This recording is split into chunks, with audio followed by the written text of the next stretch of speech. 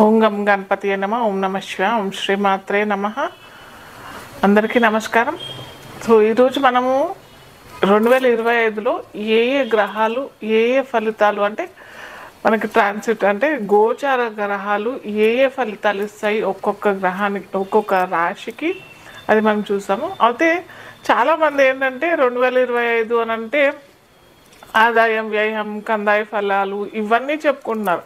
యాక్చువల్గా ఇవి మనం 2025 ఇది క్యాలెండర్ ఇయర్, మనము ఇంగ్లీష్ క్యాలెండర్ ఇయర్ ప్రకారం చూస్తున్నాం కాబట్టి ఇక్కడ మనం ఓన్లీ గోచార గ్రహాలు అంటే మేజర్ గ్రహాలు 4 అవి ఏంటంటే రాహుకేతు, శని భగవానుడు, గురు బృహస్పతి. ఈ 4 గ్రహాలు ఎలాంటి గోచార ఫలితాలు ఇస్తాయి అవి చూసుకోవాలి. అంతేగాని మనము కందాయ ఫలాలు ఆదాయ వ్యయ ఫలాలు ఎప్పుడు చూస్తామంటే ఉగాది టైంలో, ఉగాది పంచాంగంలో మనము అప్పుడు మనకి ఏంటంటే చక్రాలు వేసేసుకొని ఆ గోచార అప్పటి నుంచి ఉగాది పంచాంగం నుంచి పంచాంగం మనకి ఋతువు కూడా మారిపోతుంది, మనకి ఆ సంవత్సరం కూడా మారిపోతుంది. కాబట్టి దాని ప్రకారం మనం లెక్కేసేది అది కంప్లీట్ డిఫరెంట్.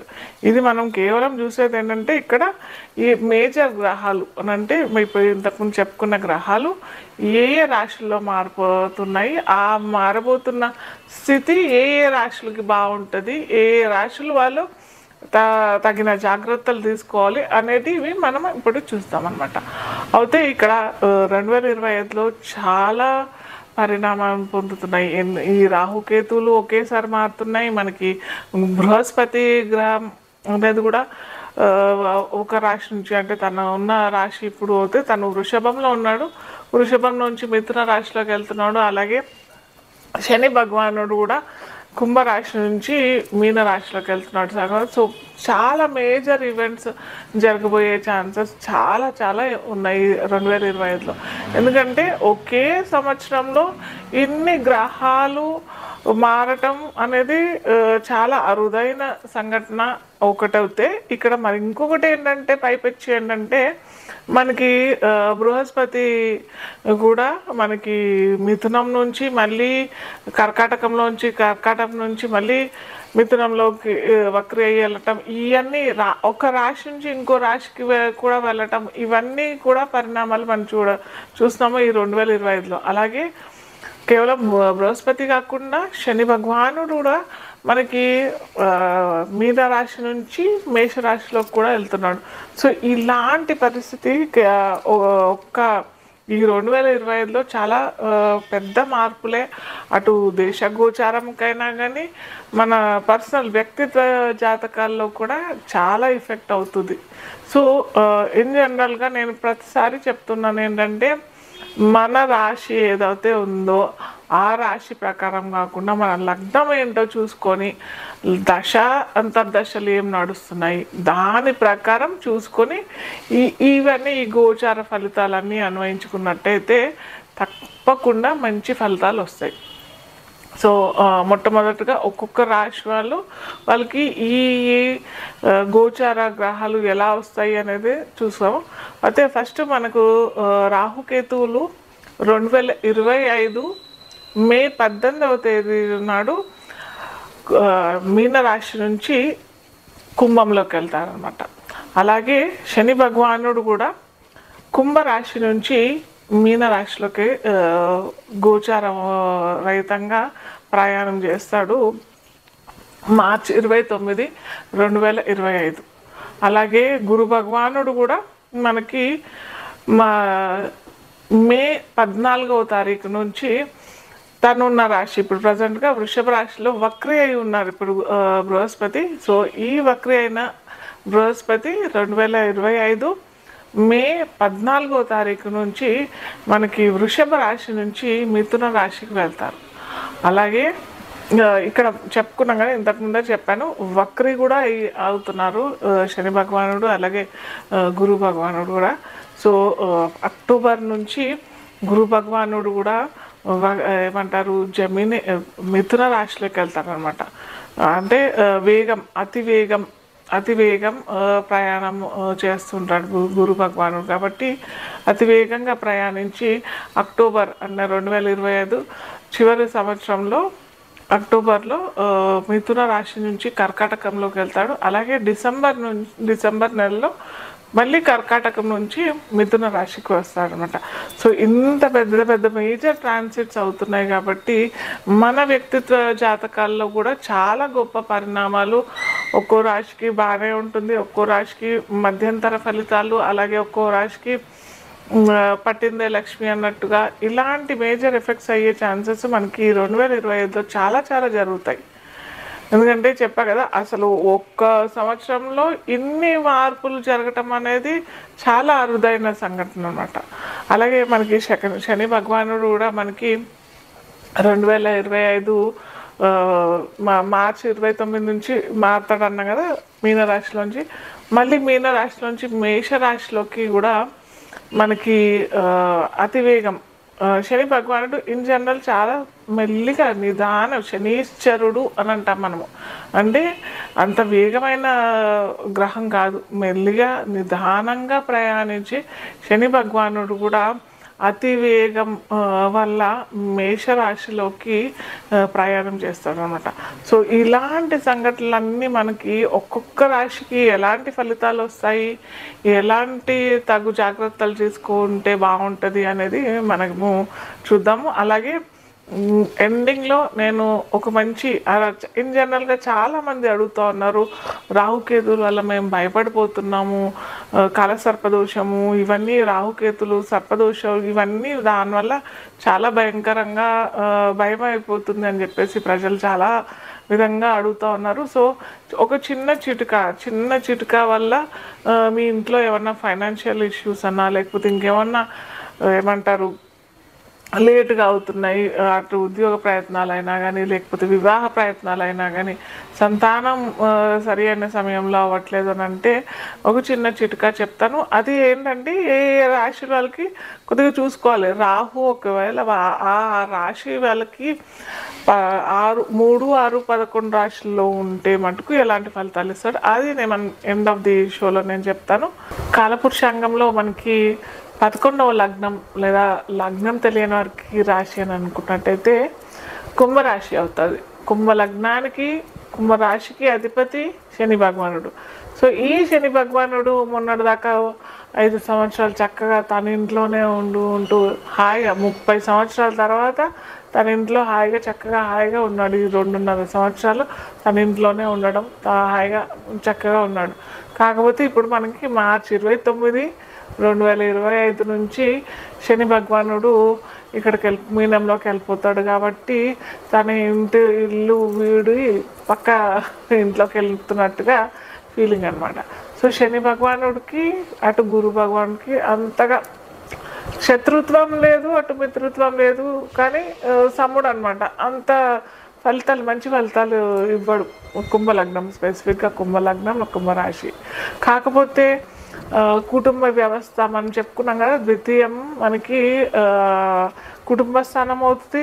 అలాగే ఫైనాన్స్ పరంగా కూడా అనుకుంటాం, ఫ్రెండ్స్ కూడా ద్వితీయ భావమే చూస్తాం. కాబట్టి కుటుంబం అభివృద్ధి చెందడం అంటే వాళ్ళు ఏమైనా వివాహ ప్రయత్నం చేసుకునే వారికి వివాహం జరగడము, లేదా సంతానం పొందాలి అని అనుకునే వారికి సత్సంతానం కలగడం, ఇలాంటి. అలాగే ఫైనాన్స్ ఎప్పుడో ఎవరికో డబ్బులు మనం అప్పుగా ఇచ్చాము అది తిరిగి రావటం, ఇలాంటి అన్ని సంఘటనలు మనకి కుంభలగ్నం, కుంభరాశి వారికి జరుగుతూ ఉండడం మనము ఈ మీనరాశి ట్రాన్సిట్ వల్ల అవుతుంది. కాకపోతే ఇక్కడ ఇంకోటి గమనించాల్సిన విషయం ఏంటంటే రాహు కూడా లగ్నంలోకి వచ్చేస్తున్నాడు అనమాట. సో రాహు లగ్నంలోకి వచ్చేస్తున్నాడు కాబట్టి మే 18వ తారీఖు నుంచి ఈ కుంభరాశిలోకి వస్తున్నాడు. కాబట్టి ముఖ్యంగా ఆరోగ్య విషయంలో చాలా జాగ్రత్తగా ఉండాలి. ముఖ్యంగా జలుబు, దగ్గు, ఆయాసం ఇలాంటి వాళ్ళు ఉన్న వాళ్ళైతే చాలా జాగ్రత్తగా ఉండాలి. ఎందుకంటే రాహు కఫానికి కూడా కారకుడు కాబట్టి చాలా జాగ్రత్తగా ఉండాలి. అలాగే సప్తమంలో కేతు ఉంటాడు కాబట్టి ముఖ్యంగా ఇదేంటి కుంభ లగ్నం వాళ్ళకి వాళ్ళ జన్మ జాతకంలోనే రాహుకేతువులు ఉన్నారు అని అనుకున్న వారు అయితే ఖచ్చితంగా వాళ్ళు కూడా వివాహ ప్రయత్నాలు చేస్తున్నారు, లేదా వివాహంలో ఆటంకాలు, లేదా వివాహంలో విచ్ఛిన్నం జరుగుతుంది అని అనుకునే వారికి అయితే ఖచ్చితంగా రాహుకేతువుకి ఏదన్నా జపం చేయిస్తేనే చాలా మంచిది. అలాగే గురు భగవానుడు కూడా మనకి పంచమంలో వచ్చేస్తాడు కాబట్టి ఇంతకుముందు చెప్పుకున్నట్టుగా సత్సంతానం కలిగే అవకాశాలు చాలా ఉంటాయి. ఖచ్చితంగా అటు గురు బ్లెస్సింగ్స్, అటు శని భగవానుడు ఎప్పుడైతే గురువు ట్రాన్సిట్ శని ట్రాన్సిట్ ఒక భావంలోకి వ్యక్తీకరించినట్టయితే ఖచ్చితంగా ఆ ఈవెంట్ జరిగే అవకాశాలు చాలా చక్కగా ఉంటాయి. సో ఖచ్చితంగా గురువుకి అంత చేయాల్సిన అవసరం ఏం లేదు. ముఖ్యంగా చేసుకోవాల్సింది ఏంటంటే రాహుకి కేతువుకి చేసుకుంటే మటుకు చక్కటి ఫలితాలు ఇస్తాడు. అలాగే ఉద్యోగ ప్రయత్నాలు చేసుకునే వారికి కూడా ఓకే, చాలా ఓహో ఆహో అన్నట్టుగా కాకుండా, లేకపోతే అలానూ వరిష్ట పరిస్థితి కూడా ఏమి ఉండదు. కుంభలగ్నం కుంభరాశి వారికి పర్లేదు, బాగానే ఉంటుంది. సో మనం చివరి దశలోకి వచ్చేసాము. రెమెడీస్ చాలా అందరూ అడిగేది ఇంతకుముందు చెప్పాను కదా, బాగా కంగారు పడేది రాహుకేతు విషయంలోనూ శని భగవాను విషయంలోనూ. సో ఈరోజు మనము రాహుకి, ముఖ్యంగా రాహుకి ఏం చేసుకుంటే మన అటు ఫైనాన్స్ పరంగానూ అయినా కానీ, ముఖ్యంగా రాహు చెడు గ్రహం కాదు. చాలామంది ఏంటంటే కాల సర్పదోషం పెట్టేసేసి అటు రాహు భగవానుడిని చాలా చెడు చేసేస్తున్నారు. ఇది చాలా అంత మంచిది కాదు. ఎందుకంటే మనకి రాహు కెమెరాకి సంబంధించిన వ్యక్తి గ్రహం. అలాగే రాహు ఫారిన్ ట్రావెల్, ఒకానొక సమయంలో దేశ బహిష్కరణ లేదా దేశాంతరం తప్పు, అది చాలా పాపం అని కూడా పరిగణించేవాళ్ళం మనము ఒక 18th 19th 17th 18th సెంచరీలో అయినా కానీ ఇప్పుడు ప్రతి ఒక్కరూ దేశాటన చేయటము, ఫారిన్ ట్రావెల్, అక్కడే ఉద్యోగ ప్రయత్నాలు, అక్కడే స్థిరపడటం, ఇవన్నీ చేస్తున్నారు. సో దీనికి అన్నిటికీ కారణం ఎవరు అనంటే, ఎవరిస్తున్నాడు అనంటే మనకి రాహు భగవానుడు ఇస్తున్నాడు కదా. సో అలా ఆ విధంగా చూసుకున్నట్టయితే రాహు మనకి చెడు గ్రహం అయితే కాదు కదా. ఈరోజు మనకి యూట్యూబ్ నడుస్తుంది బాగా, సోషల్ మీడియా చాలా చక్కగా నడుస్తున్నది, ట్విట్టర్ బాగా నడుస్తున్నాయి. ఇవన్నీ అని అంటే మనకు సోషల్ మీడియా ఎంతగా పెరుగుతుంది అని అంటే దానికి ఎవరు కారకుడు? సినీ రంగం బాగా ఎదుగుతుంది. వీటన్నిటికీ కారణం ఎవరు? రాహు భగవానుడే. లేకపోతే ఇవన్నీ కూడా మనకి ఉండేవి కావు.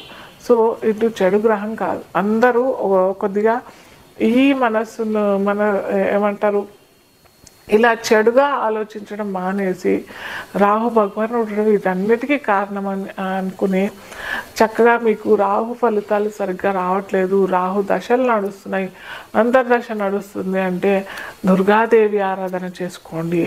అలాగే ఇంకో చిన్న చిటుక మనం అందరం ఇంట్లో చాలా చక్కగా హాయిగా చేసుకునేది ఏంటంటే, మీరు వాష్రూమ్లో అంటే మీ టాయిలెట్స్లో అక్కడ బుధవారము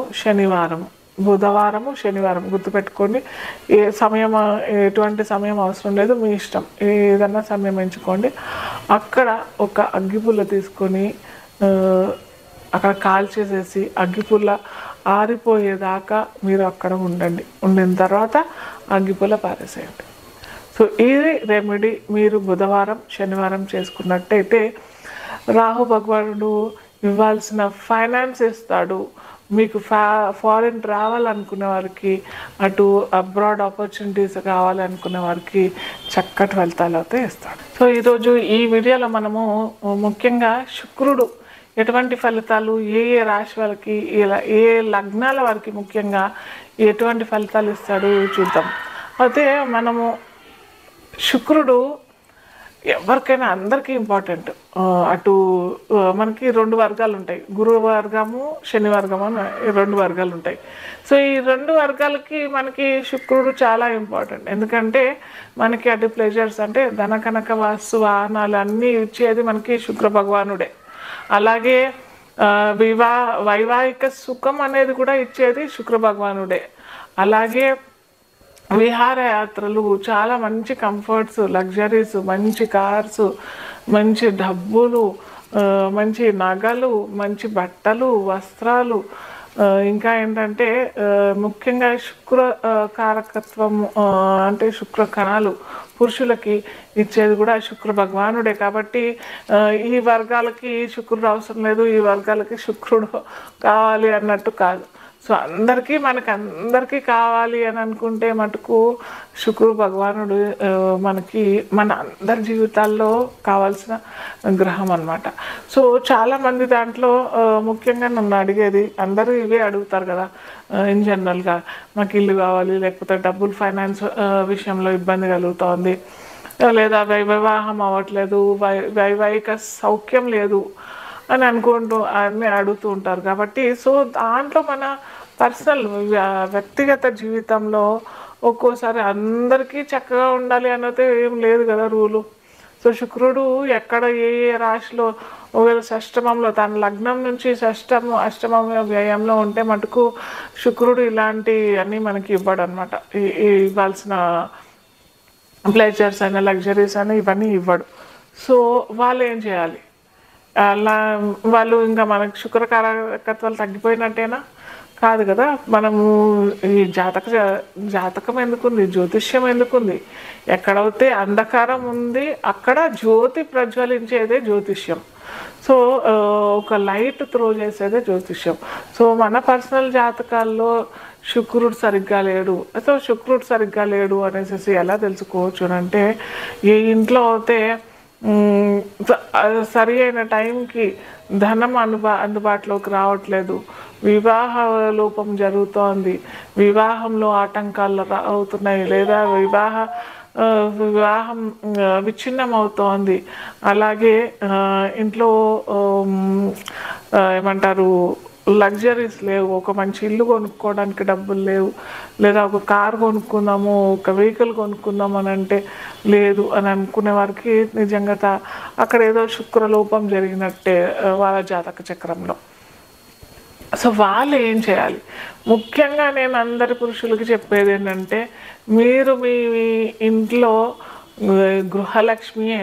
శుక్రుడికి అధిపతి ఎవరు అని అంటే మహాలక్ష్మీదేవి. సో మహాలక్ష్మీదేవి ఎవరు ఇంట్లో అని అంటే గృహలక్ష్మియే.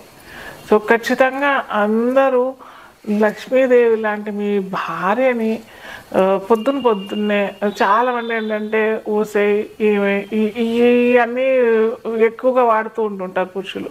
సో ఇవన్నీ మానేసేసి చక్కగా ఒక 5 నిమిషాలు మీ భార్యతో గడిపి పొద్దున్న చక్కగా టీ తాగుకుంటున్నాం, ఇంకేదో చేసుకుంటున్నాం, ఒక 5-10 నిమిషాలు తనతో గడిపేసేసి తర్వాత ముఖ్యమైన మీ కార్యక్రమాల్లో వెళ్ళిపోవడం. అలాగే ఇంకోటి ఏంటంటే చిన్న ఉపాయమే కానీ చాలా పెద్ద మంచి రిజల్ట్స్ ఇస్తుంది. ప్రతి శుక్రవారం మీకు వచ్చే ఆదాయంలోనే మీకు వచ్చే ఆదాయం ఒక 10,000 వస్తున్నాయి అని అంటే ఒక 100 రూపాయలైనా శుక్రవారం మీ భార్యకి ఇవ్వండి, మీ ధర్మపత్నికి ఇవ్వండి. ఖచ్చితంగా మీరు చూడండి, ఒక్క 6 నెలలు ఇలా ప్రయత్నం చేయండి. ఒక 10,000 వస్తున్నాయని వాళ్ళకి ఒక 100 రూపాయలు ప్రతి శుక్రవారం ఇవ్వండి. లేదా అది కూడా మీకు చేత కావట్లేదంటే మీ ధర్మపత్నికి ఏది ఇష్టమో, తనకి ఓ స్వీట్ ఇష్టమో, లేకపోతే తనకి ఇంకా ఓ చీర ఇష్టమో ఇచ్చేవాళ్ళు. ఓ 1,00,000 రూపాయలు వస్తున్నాయి నాకు అంటే ఏముందో డ్రెస్ తెచ్చియండి శుక్రవారం, లేదా ఒక చక్కటి చీర, పట్టు చీర, మీకు ఎంత తోచితే ఇంత ఇవ్వండి అనేసి నేను ఏ రోజు చెప్పను. సో మీరు కనుక చేసినట్టయితే శుక్రవారం, అలాగే మీ ఇంట్లో మీ అమ్మాయి, చిన్న అమ్మాయి ఉంది, ఒక 10 సంవత్సరాల లోపల అమ్మాయి ఉంది, చక్కగా ఏదైనా మంచి కార్యక్రమం చేద్దాము, ఒక కొత్త కార్యక్రమం వెళ్ళబెచ్చుకుంటున్నారు, ఉద్యోగంలోకి జాయిన్ అవుతున్నారు, ఒక వ్యాపారం మొదలు పెడుతున్నారు అన్నట్టయితే చక్కగా మీ అమ్మాయి కాళ్ళకు దండం పెట్టేసి వెళ్ళండి. ఏం కాదు, 10 సంవత్సరాల లోపలే ఉన్న అమ్మాయిలకే వర్తిస్తుంది ఇది. ఎందుకంటే ఆ అమ్మాయి కూడా లక్ష్మీదేవి, బాలా త్రిపుర సుందరి అమ్మవారు. సో అమ్మవారి స్వరూపం కాబట్టి ఖచ్చితంగా మీరు బ్లెస్సింగ్స్ తీసుకొని వెళ్ళండి. ఖచ్చితంగా మీరు అనుకున్న కార్యక్రమం నెరవేరకపోతే నన్ను అడగండి, ఖచ్చితంగా అవుతుంది. అయితే యద్భావం తద్భవతి అని అంటాం కదా. సో భావం కరెక్ట్గా ఉండాలి. ఏదో నేను చేశాను, మేడం చెప్పారు నేను చేశాను, అవుతుందో కాదో అని అనుకుంటే అక్కడ కూడా మీకు యూనివర్స్ అట్లాగే, విశ్వం అలాగే వేస్తుంది ఫలితం కూడా. సో అలా కాకుండా అవుతుంది, ఇది నేను చక్కగా మా అమ్మాయి లక్ష్మీ స్వరూపంగా చూసుకుని వెళ్తున్నాను అని చెప్పారు అన్న ఆ భావంతో మీరు వెళ్ళండి.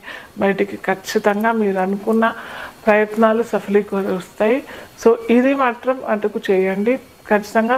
శుక్రవారం ఎటువంటి పోట్లాట మీ భాగస్వామితో చెయ్యకండి.